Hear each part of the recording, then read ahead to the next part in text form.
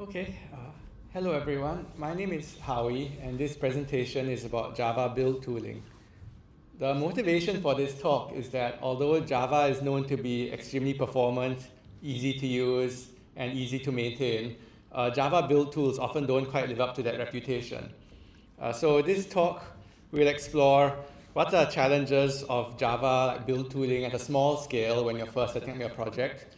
What are challenges at a larger scale when you're maintaining or trying to evolve an existing large code base with its build pipelines and build setups. We look at one of my open source projects called Mill, which tries to improve upon this status quo. And we'll show how we are able to improve upon the experience setting up a small Java project for the first time, and also the experience of maintaining a large and complicated existing Java build pipeline. So about myself, I've been writing Java for about 20-something years, since before generics were a thing. I've been working on open source projects for a bit over 10. My professional expertise has been developer tools, so everything from CI systems to testing systems to dev environments to build systems, which is a subject of this presentation. So first, let's talk about the challenges of small-scale Java project setup. So I guess as a start, most people don't write small programs in Java. They'll write their small programs in Python, in Bash, in Ruby, in Perl, in JavaScript, in TypeScript. They won't write it in Java. Why is that? Like imagine you have this program here on the right. So this is a small web crawler. It defines one function that requests a page from Wikipedia, scrapes the HTML using the JSoup library, which is a popular HTML parsing library, and returns all outgoing links on that page.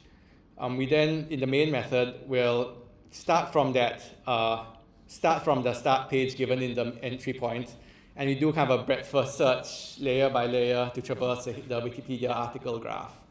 So this is a bit of a synthetic example, but it's representative of the many ad hoc things you may do in a small script. Like scripts don't tend to be self-contained. They tend to reach out to touch internet, touch files, touch sub-processes, touch clients, touch APIs by clients, and so on. And this is exactly that. Not that different from something you may write on a whiteboard during a programming interview.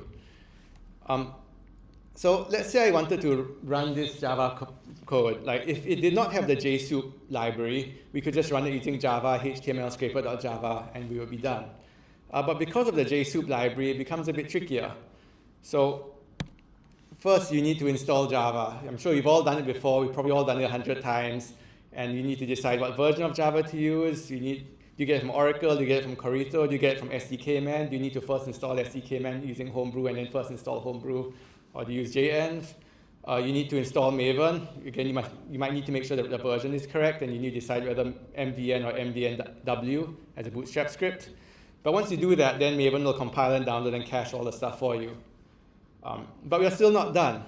So let's say we have this Maven POM for this Java code. You see we have a dependency on org JSoup, JSoup 1.17.2. Who here knows what command you use to run this code using Maven? So what command is it? You want to shout it out? What? No, to run this main method using Maven.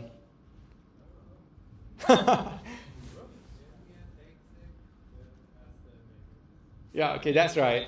So you need mvn exec java, then you pass arguments via -e exec.args java1. So it's a bit of a mouthful. It's a bit more annoying than running a Python script, but okay, fine. The problem is this doesn't work yet. Who knows why this doesn't work? Or who can predict what the failure would be? Like, we're all experienced Java developers. Here's a simplest possible Java build. What's wrong with it? So it fails with this. Parameter main class for goal, all cause mojo exec maven plugin Java is missing or invalid. Okay, fine. So we fix this. We need to go explicitly add org cohouse mojo exec maven plugin. Your Maven already has it, but it was implicitly configured. Now we need to explicitly configure it. And we need to add the main class configuration. And then we get this error, class not found HTML scraper. Who knows what's wrong? Anyone? We forgot to compile. because Maven, exec, in compile are different. So if you forget to compile, maybe your code's not even there to run, or maybe you're using an old version of the code that doesn't have the latest updates. Sometimes you may have to clean as well. I'm sure you've all used Maven clean install many, many times in your career. So we add compile. Now we get this error. This is the easiest one. Who knows what's wrong with this?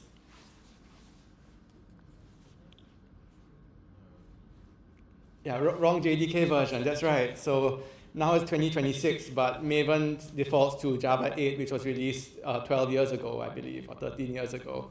So we set the Java version to Java 11. That one was only released 9 years ago, and it's more up to date. And finally, this works. So, there are many reasons why someone would write a small program. Like if you have a script to just do something ad hoc, you have a student doing a project, you have some library that you maintain, and you want examples of people how to use your library. Or someone else has a library and trying to submit a ticket, and you have a reproduction that you send to them. But the problem with these small Java programs that make them inconvenient is not the Java language. Like the Java language is fine. The problem generally is the Java build tooling that you can probably write the 50 lines of Java necessary to do something using some third-party library that you're already familiar with. But as we saw earlier, a whole room full of people can't debug the most basic Maven build without using ChatGPT or Codex or Stack Overflow. And you can use those things, but this is the reason why people end up writing these scripts in Python or JavaScript or Bash, even though they're actually quite good at Java and have a big library of Java ecosystem that they can pull from. So that's the small-scale Java problems. When you go to larger Java projects, the problems are different. It's not better or worse, just different. So at larger scale, Java build tools tend to have problems with performance and customizability, and I'll go through both. So performance. Most people don't think Java compiles very quickly. Everyone thinks Go compiles quickly, and maybe PHP you don't need to compile, which is great. But you won't hear people saying, oh, my Java compiles super fast. So if you look at the Netty code base, most of you probably know Netty is like an async network framework. 500,000 lines of code, takes about 50 seconds to compile on my laptop. And I'm going to just kick it off here so you can see. So kick off. It's going to take about a minute, so I'm not going to wait for it.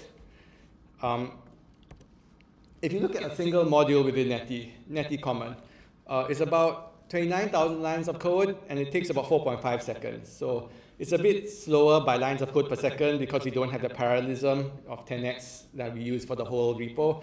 But it's comparable in terms of about 5 to 10,000 lines a second to compile Java.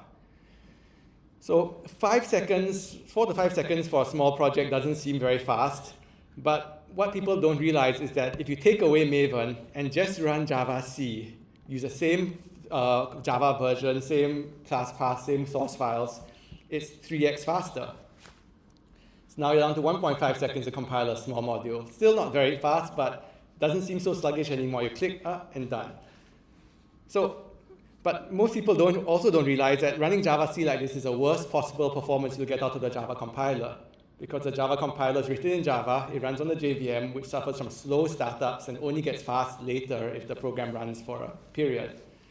So if we actually benchmark using a long-running JVM to run your Java compiler, you'll see that it goes down another 5x to 0.3 seconds to compile that same 29,000 lines of code. So we are 3x faster times 5x faster. We're now 15x faster than using Maven. Not because we did some rocket science like rewriting the Java compiler in Rust, but because we just took the Java compiler and used it properly as a long-lived daemon so hotspot optimizer can warm up. And suddenly, 0.3 seconds to compile a Java module actually feels pretty fast.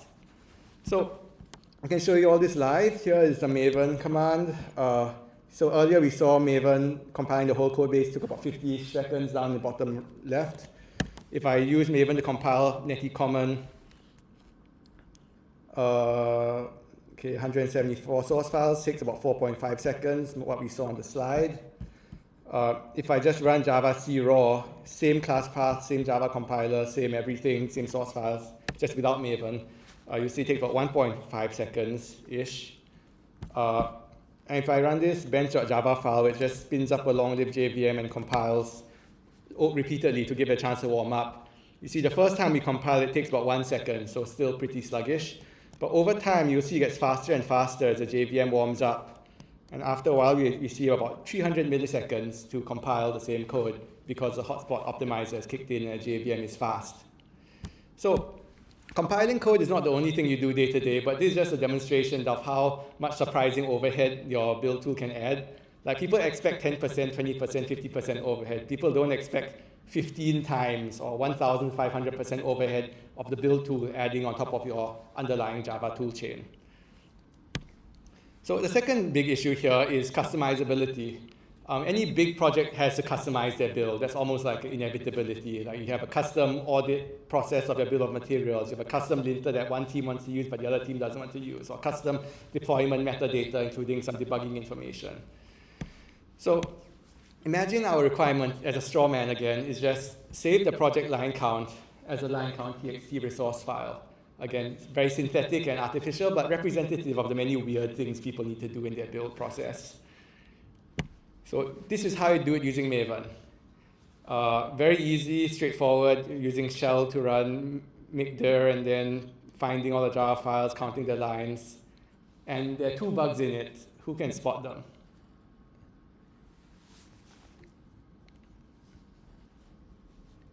So the bugs here is that we are not actually just writing bash, nor are we just writing XML. We're writing bash embedded in XML. And so we need to properly escape our ampersands and properly escape our greater than sign in order to make this work. So again, this is not rocket science. You'll probably figure it out, or Claude will figure it out for you. But it's just annoying to you to do, and it's something that's easy to get wrong. There are other ways to do it, like you have an Ant script instead of a bash script. You can have a custom Maven plugin. But none of them are as trivial as you'd hope for, given how trivial this requirement at the top is. Like you'd expect this requirement to be a 30-second, zero mistakes implementation, rather than something you have to fumble around with escaping and fumble around with your AI assistant in order to get right. Gradle can also do this. Gradle has a different set of trade-offs. Gradle runs in Groovy or Kotlin. Here we see the Kotlin syntax. Gradle runs on JVM, so no bash problems, no XML escaping problems. But there's lots of other tricky things. So there's also a bug in this Gradle build, and let's see if anyone can spot it in the next 15 seconds. So this bug is a non-deterministic performance problem. Like it won't affect the correctness of your build, but sometimes, depending on what file you update, you'll just get magically slower for reasons that no one seems to be able to figure out. So the problem here is we registered the wrong input folder as input. So we actually only care about source main Java, but we had put the registered source main as an input, which means that if you touch source main resources, source main config, source main templates, you'll end up recomputing this task to give the same result unnecessarily. So in this small task, it's not a big deal. It probably runs relatively quickly. But you can imagine these small paper cuts of bugs that no one can find at code review that non-deterministically slow down your build, that adds up over time, and that's why most build systems in big projects end up being non-deterministically slow and flaky. Because here you have one bug, tomorrow you have a different bug, next week you have another one, no one can catch any of them, you try and code review the code to find them, you can't find it, and after a year you have 100 bugs in your large monorepo. None of them are fatal, but all of them are going to make your build slow and non-deterministic and generally make it a poorer experience than it should be if you had gotten everything right the first time. So that's the challenges of large-scale Java projects. Like the overhead is just a huge thing. Like it's a lot slower than it could be if you just look at underlying Java tooling. But also configuring your large Java project or evolving it to have customizations is extremely error-prone. Whether you're using Maven, Gradle, or something else like Bazel, it's very easy to get wrong, very hard to be confident you got it right. And even when it works, it might not quite work as you'd hope for, and that's how your builds end up being problematic. So next, I'm going to talk about my open source projects that tries to improve in these areas. So as I mentioned, I've been doing open source projects for 10 years. One of the projects is a build tool. So the build tool is called Mill. And Mill is an open source build tool that targets 3 main JVM languages, Java, Scala, Kotlin. You can see it's configured using these YAML files on the right. So it gives you a flavor of what it looks like. It supports basically everything that Maven or Gradle support. It tries to be faster, has much shorter config files, and it's not as big a project for certain. So there's a few maintainers, a bunch of contributors. It's not like industry standard, but there are people using it and people helping me maintain it. So with this build file, you can say mil compile, mil run, mil test, make assembly, run assembly, all your standard build tool stuff. You see we use the /mil bootstrap script similar to /mvnw or /gradlew that you may have seen elsewhere. One interesting thing about mil is that it has both declarative and programmable ways of expressing your build. So you may know that Maven is declarative, right? It uses XML, which is this kind of static data format. Gradle, you use Groovy or Kotlin, which is dynamic executable language. And you can't really go between the two, short of like overhauling a whole build and rewriting it and using another build tool. So with mil, you can kind of go back and forth easily on even a per module basis or per project basis. And it basically has the same meaning. So I've extends Java module in the code means extends in the YAML, then Maven deps in the code means Maven deps in the YAML, and so on. So this allows you to kind of use whichever makes sense without getting locked into a decision. Like you can easily change if you need to change for one or two modules within a larger code base, which is something that's not so easy to do with Maven or Gradle if you decide you've made a mistake and need to swap to a whole new build tool. And I mentioned earlier, it supports basically everything. So all your packaging formats, all your test frameworks, all your languages, including things like Android, web frameworks, linters in all the 3 languages, publishing destinations. It took a while to get all of this implemented, but it's all implemented now. So you can generally do most of what you want to do. So that's just a short tour of mil. I showed you all the ways that mil is the same as the existing build tools, which is perhaps the not interesting part. The interesting part, I think, is where mil kind of improves upon them. So first is the small scale project setup, like how easy it is to take my one file Java program and just run the damn thing without spending time fiddling around with build files. So with mil, rather than having this big step of installing maybe 3 times before you can run your code, and then repeating it on every CI system and every production system and every dev environment and laptop, mil, you have the /mil bootstrap script. And unlike the Gradle or Maven bootstrap script, the mil bootstrap script will download the JVM. It will then download the mil jars. It will use the downloaded JVM to run the mil jars to run mil, which will then download your program for you. So the first time you run it, it may be slow, just like the first time you install Java might take a while. But you generally don't need to care about it. You just type /mil and you like put your hands behind your head and it just runs and installs everything it needs in your Maven download folder. So that means, apart from the convenience, which is nice, like you can use mil in your CI system without installation, just check out /mil. You can always get the same version of Java, same version of mil, same version of all your libraries. And you don't get this thing where you check out the Maven project from GitHub and the first time you hit Maven compile, something will go wrong because of some version conflict, wrong version of Maven, wrong version of Java, or something like that. In mil, you can be quite confident that the project you check out, it will use a version that works for it, and it'll use the same version everyone else who checked out that project will also be using. So it helps with the consistency. And this means that it doesn't matter whether you're on Windows, Mac, Linux, in some random Docker container or some CI box somewhere or some remote dev environment, it'll always work without needing to first set up the environment. So mil takes the Maven pom.xml and kind of clunky execution syntax and replaces them with a much more concise build.yaml file and a much more natural command line. You say /mil run, pass in the arguments like any other command line tool, and it runs. So I can show you this live. Sorry, let me just pull that up. This is in Java config. So over here is our HTML web scraper. Over here is our config file. And I can go to .java config /mil run Java 1 to run my HTML web scraper with one depth of 1 and scrape Wikipedia. So the first time I run it, I had to warm up the build system. Second time I run it, you can see it's a lot faster than you may expect from a Java build tool. Like the overhead is on the order of like less than half a second to run something. So it actually becomes quite convenient to run things using mil, whereas you generally not want to just run small scripts using Maven or Gradle just because of the overhead of bootstrapping the build tool and the configuration phase and all that stuff. apart from small config files like this, Mill also supports the ability to run scripts. So I don't know if anyone here has used JBang or heard of JBang. Yeah, some of you. But basically, the idea is, well, it's such a small bit of config, and often many of the code files are just a single file of not too much code. Why don't we just put it at the top of the file, and now we have a self-contained, reproducible Java program. So if I go to my, let's say Java-script, here it is. This is, we call these scripts in Mill. We support them in all three languages, Java, Scala, Kotlin, and not to be confused with JavaScript, the web programming language. So here is HTML scraper. You can see that we have our header at the top. IntelliJ is able to recognize this once we have the right plugin.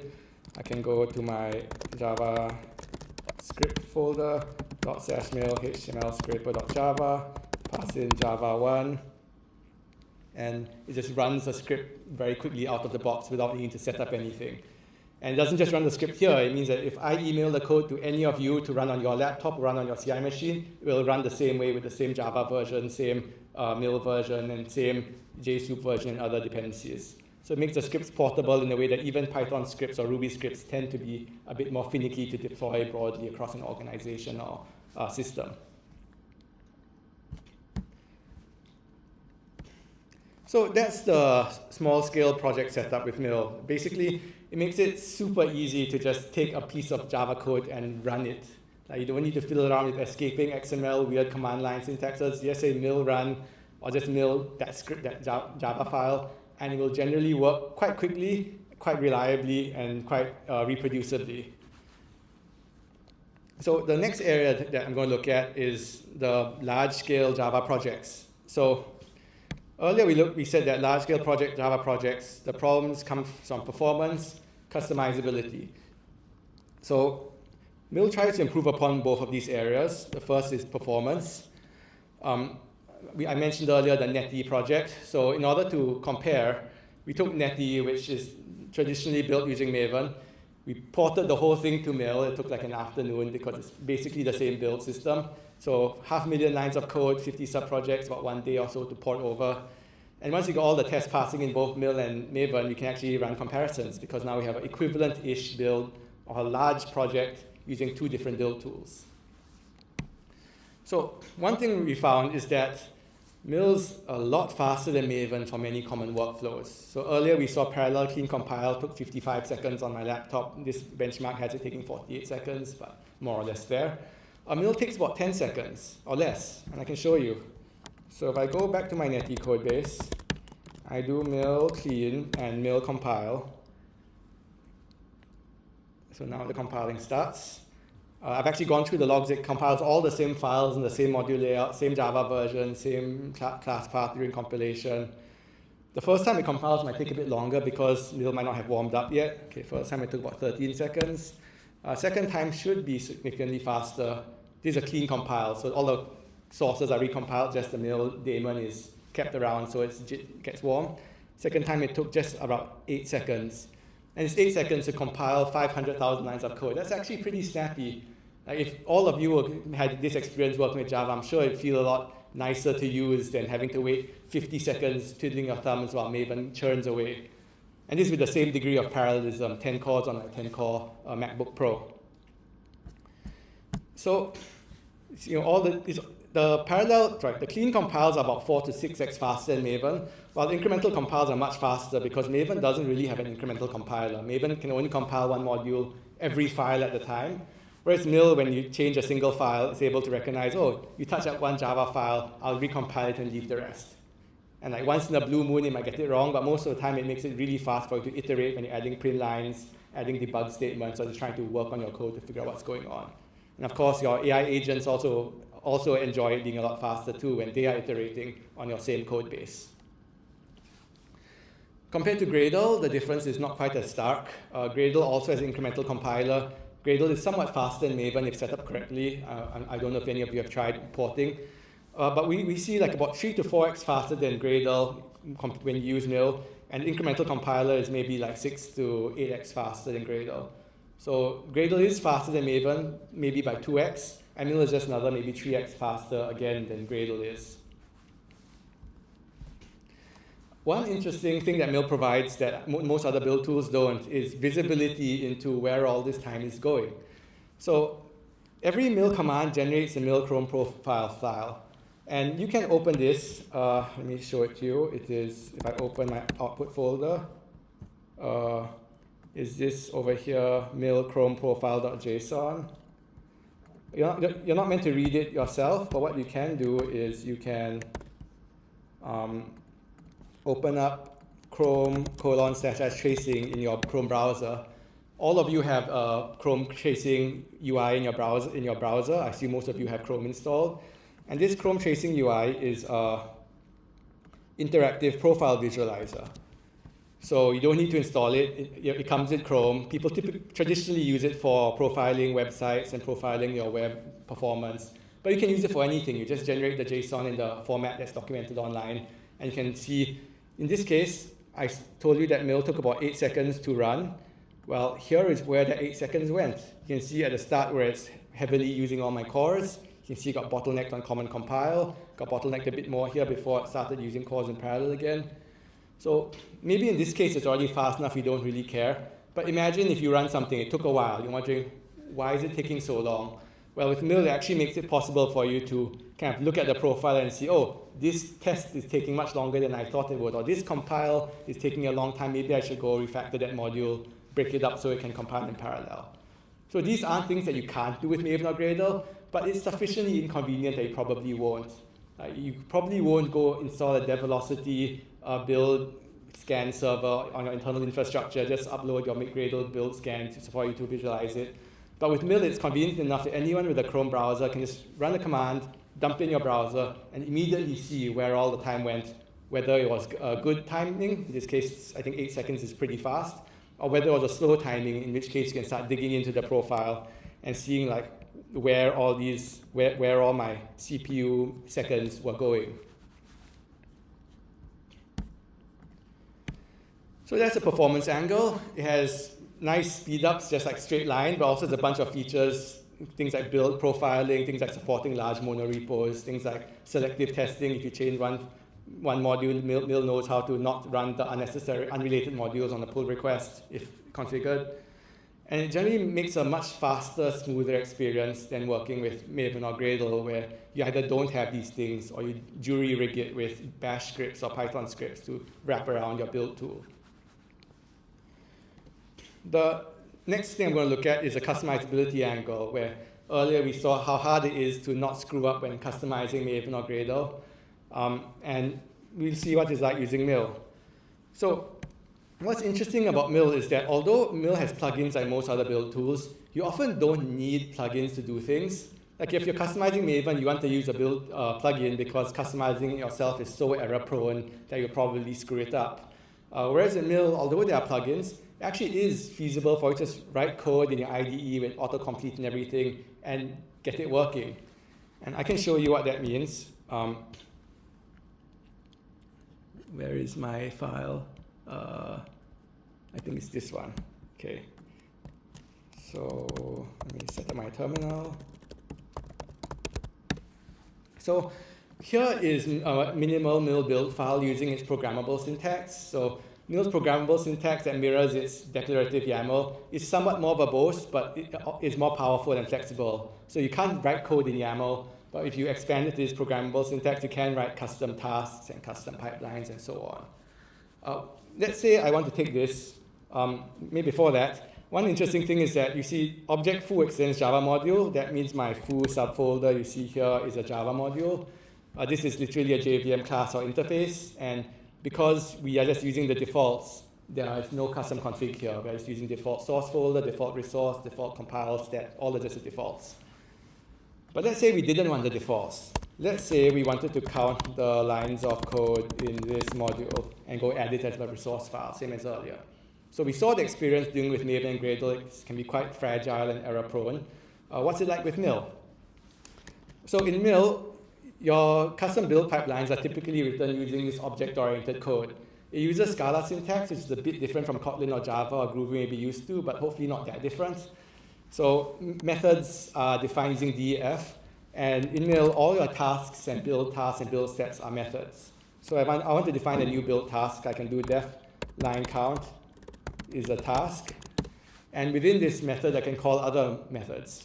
If you're not sure what methods to call, you can ask IntelliJ, and IntelliJ will help you, give you a list of all the methods along with docs and stuff of what each of these tasks does.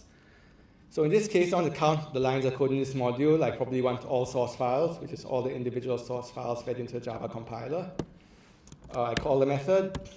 Let's say I map each file to its file path, read the lines of that file, get the size, and sum them up. And that's all you need to do to define a custom task in Mill. So now that I've written this, I can do mill show foo.line_count. You see we just automatically use the method name as the command line syntax for running it. So you don't need to duplicate it. This module has 17 lines. You can do mill inspect foo.line_count. See we automatically capture the Java doc for you and automatically capture the upstream methods for you, so you don't need to go register them yourself and potentially screw it up. And we have our custom task in 4 lines of code with full ID support, including docs and compiler errors and all the nice things that make writing code in the JVM language safe and comfortable. But we haven't wired it into our resources yet. We said we want to generate a resource file, and right now we're just not. So to generate a resource file, we need to customize our resources. In Mill, everything's a task, and every task is a method that includes resources, which is defined by a method. And the way you customize methods in Mill is by overriding it.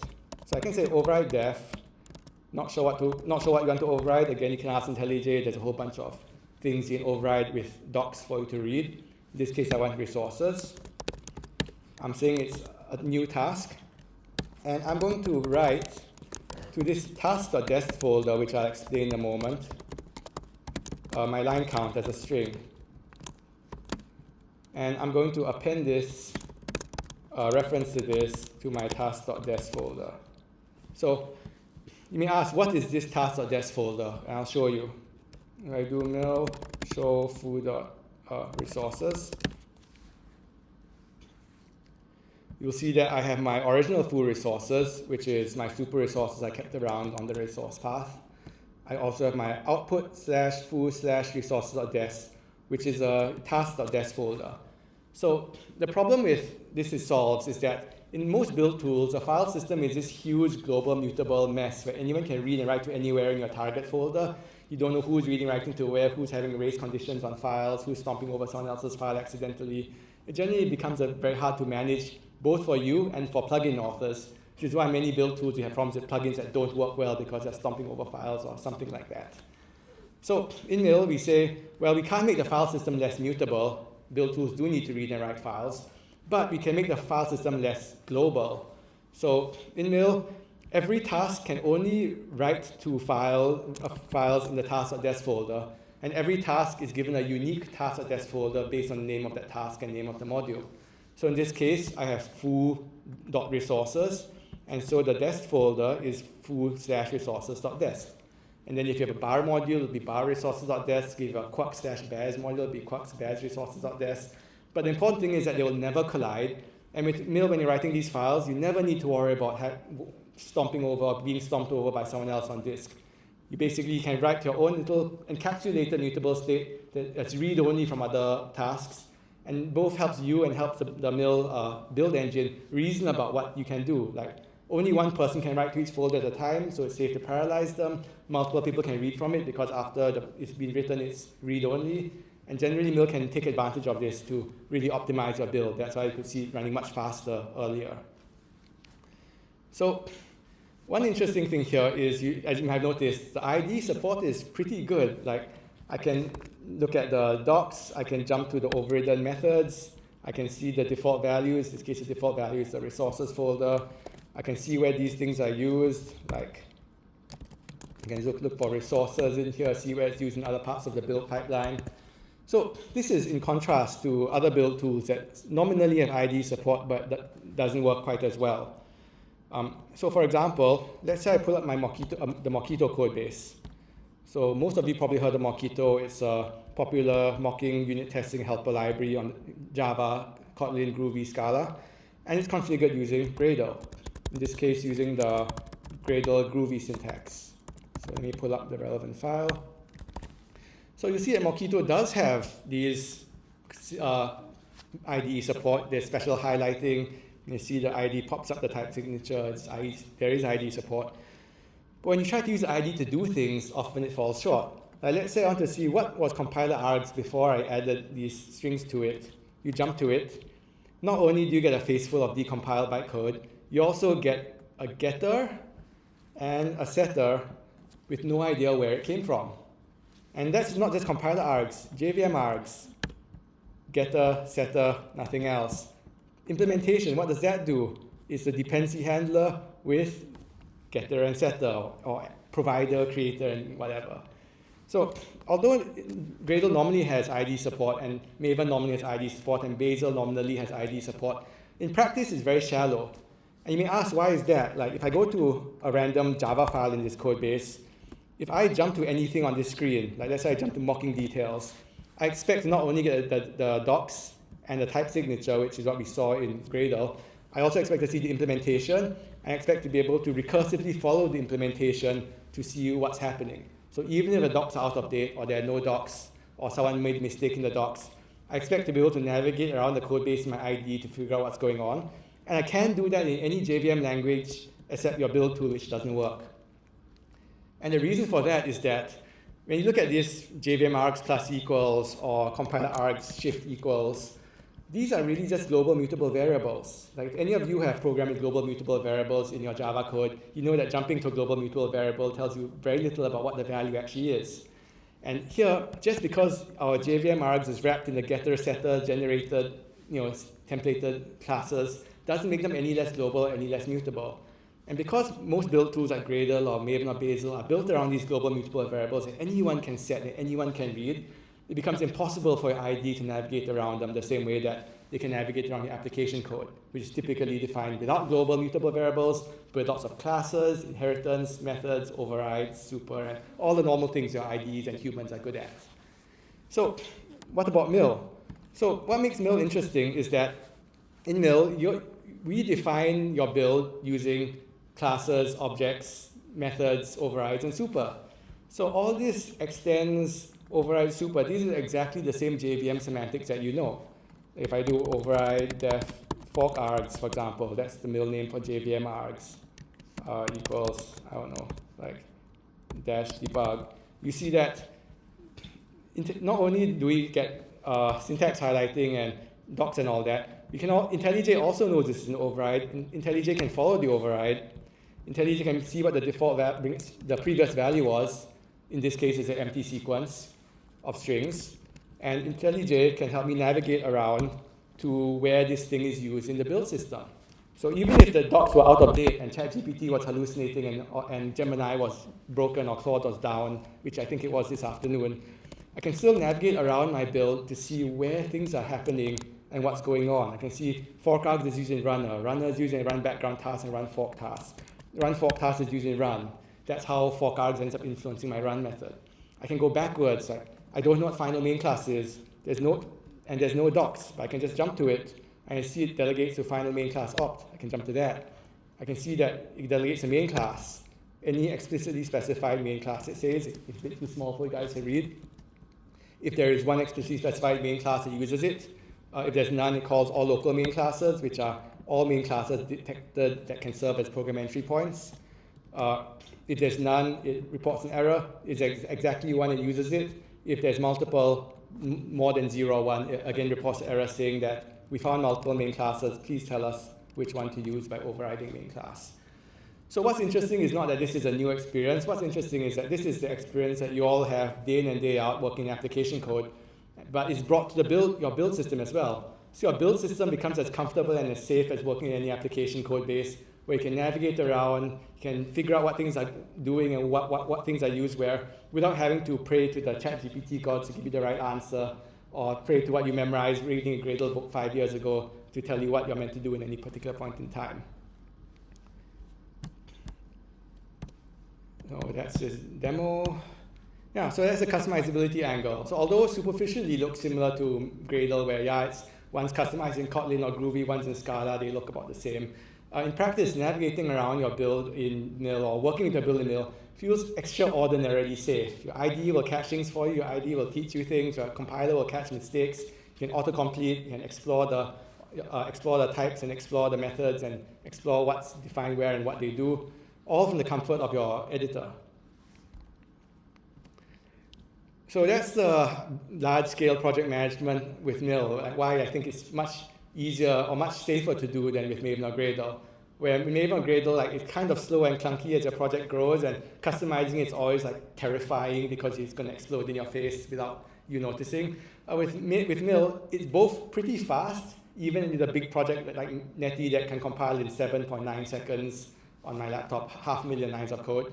And it also feels very comfortable to work with. Like you can just use your IDE and code without having all these weird concepts or weird like failure modes that you'd expect in the other build tools. So you all already know how objects, classes, methods, overrides, and super work, and that's exactly what you need to know to customize your Mill build.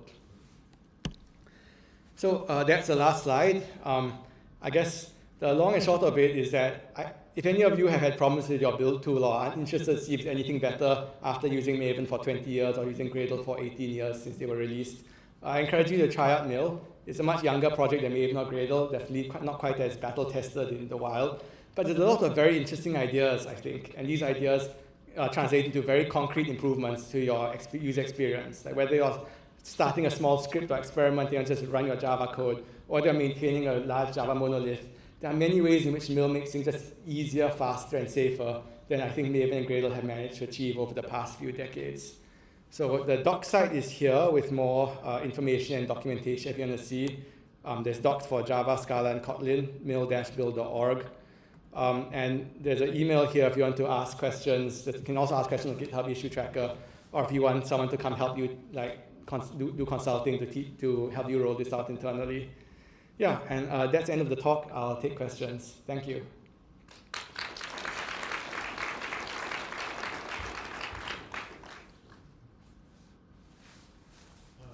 On the project that I'm working on now, we provide our own libraries that we send to a closed-off repository. Is that possible to do with Mill without having to do the advanced configuration? Can we do it with just the Mill YAML syntax? Yes. So publishing configuration looks like this, and then you can specify the URL when you run the publish command. Like this publish command takes arguments you can specify and just send it somewhere else. Yeah, and in general, Mill interrupts with Maven and Gradle through Maven artifacts. So Mill can consume any artifacts that Maven or Gradle publish, and Maven and Gradle can also consume artifacts and Mill publishers. So if you have things that need to go back and forth, you can use Mill in one without having to migrate everything at the same time.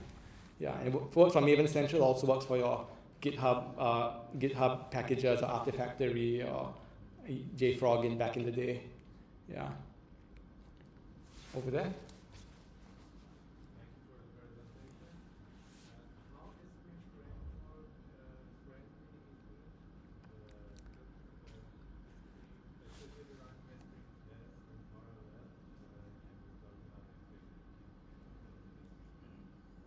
Yeah, I guess Mill treats Spring Boot similar to any other project. So there's a Spring Boot module class that comes with a lot of defaults that are useful, like things like the Spring Boot bill of materials configuration and the Spring Boot like any annotation processes it might use.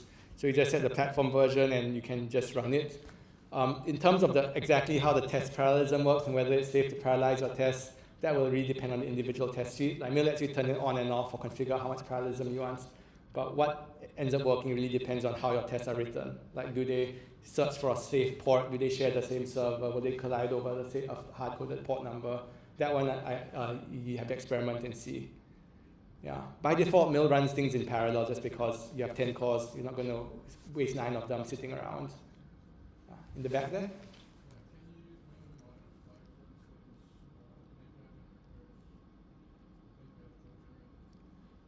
Mill cannot use Maven plugins by default, but usually you can adapt them quite easily. Most Maven plugins are a very thin Maven module surrounding some jar from Maven Central. And Mill makes it very easy for you to run jars from Maven Central. I kind of skipped over it earlier, but here's an example earlier where we extend our line count customization with thime leaf jar from Maven Central and use it to render thime leaf templates as part of our build system.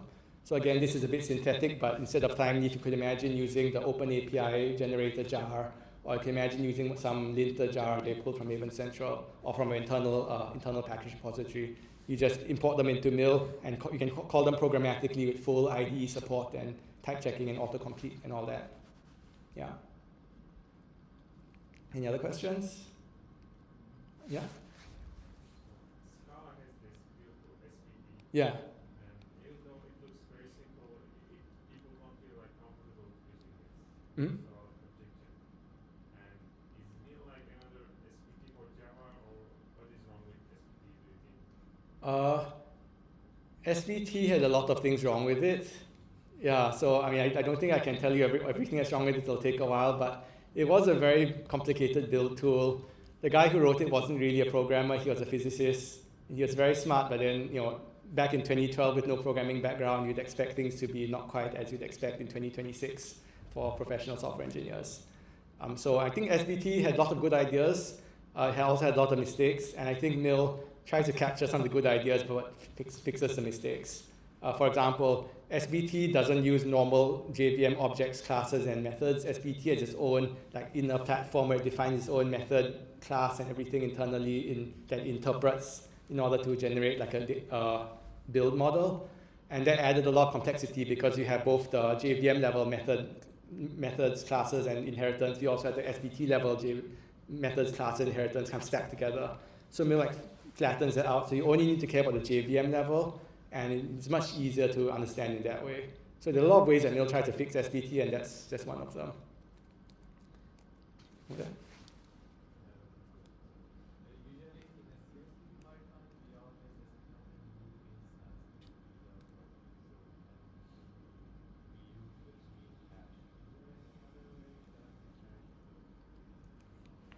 Yes, so Mill puts everything in an output folder, and you can just take this folder and put it somewhere else. I think it's in the documentation. Let me see if I can find it. It's like Mill installation ID setup. Use it. Setting up Mill in CI, you're using the out folder. Yeah, so for example, in GitHub Actions, you upload the out folder to, for example, a build out artifact, and someone else will download the out folder, and then you can begin incrementally from where you started. So Mill's own CI does something where we compile everything on one CI machine, upload it to GitHub Actions, and all the downstream workers download it and then run without having to recompile everything on every single worker. And you can come up with different topologies on your own that are more suitable for your own CI system. Yeah. We're over time. Yeah. So we have a couple of questions. Okay. Cool. Thank you for your time. Yeah. Thank you.